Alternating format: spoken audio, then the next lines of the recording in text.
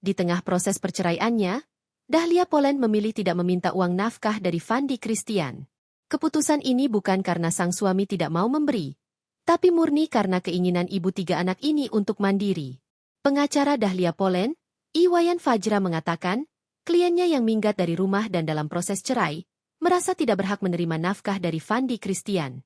Mbak Dahlia ini kan sudah pisah rumah sama Mas Fandi dan kondisi dalam proses perceraian. Tentu nggak meminta itu dari Mas Fandi dong, kan gitu? Kata Iwayan Fajra dalam wawancara virtual pada Jumat, 12 September 2025. Pengacara Dahlia Poland juga menyebut, Fandi Christian mungkin saja berniat memberi.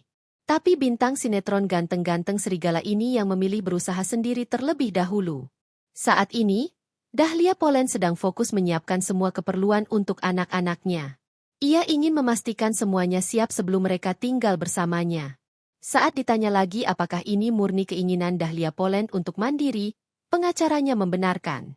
Meski begitu, pengacaranya menegaskan bahwa untuk urusan anak-anak ke depannya, Dahlia Poland tetap berharap Fandi Christian mau bekerja sama.